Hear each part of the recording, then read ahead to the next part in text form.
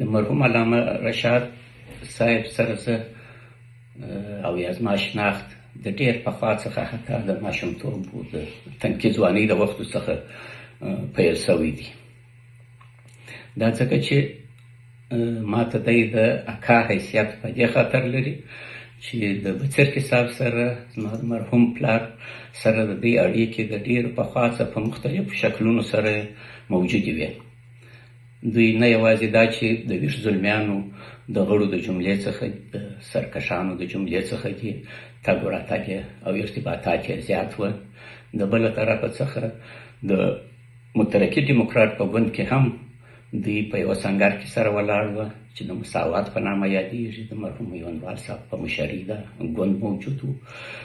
او درېیمه اړیکې دا وې چې حتی په نږدو کې موږ سره اوسېدلو، په خیرخانه کې تقریبا نږدې موږ اوسېدلو، تګ و راتګ مو ډېر زیات و.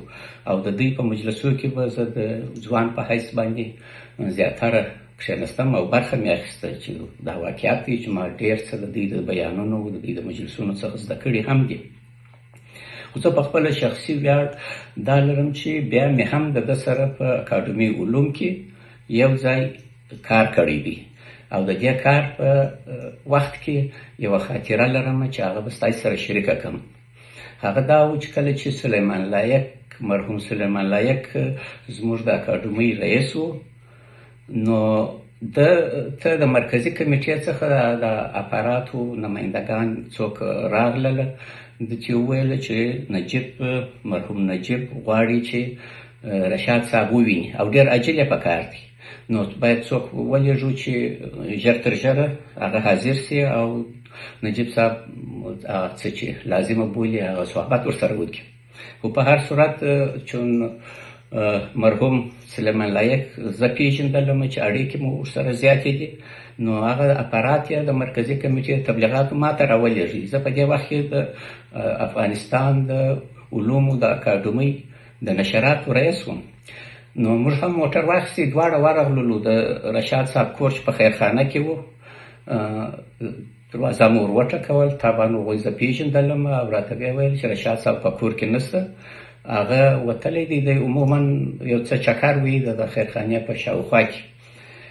ما هم دوی ته دا خبره وکړله، نو هغه ویل دی شاید راسي رشاد صاحب. یو ګړی وروسته دی ورته معطله سو، په سړک باندې یو ځای ورته ولاړ و چې د یو خوا رشاد صاحب را روان و. نو کله چې دوی موټر ورته ودروي، خدای بخښلي رشاد صاحب ته ما دا بیان وکړي چې دوی راغلي دي او د مرحوم نجیب چې هغه وخت به طبعا مرحوم نو، د ډاکټر نجیب پیغام راوړی دی او غواړي چې ستاسو سره وویني. دا خبره مې ورته وکړله.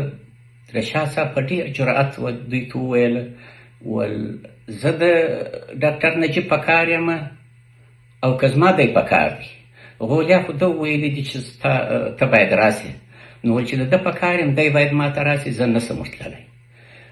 دا اپارات غړي نماینده چې رالیږلی و هغه ډېر حیران سو، او نه تنها حیران سو بلکې په جدیت و ټینګار سره یې وویل چې دا ته څه وایې، ته باید ژر تر ژره ورسې. خو ډاکټر صاحب په خپله غوښتی، ده بیا هم په تکرار سره دا ورته وویل چې ورسه زما دغه پیغام ور ورسوه په دغه شکل چې زه درته وایم.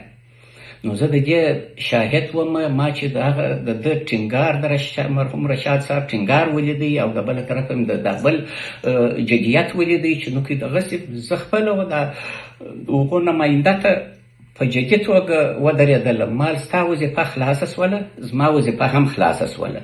د ده دغه پیغام دی، نور په دې کې ته څه نسې ویلی، ته هم بالا ورسه دا پیغام ور ورسوه او زما وظیفه خلاصه سوله.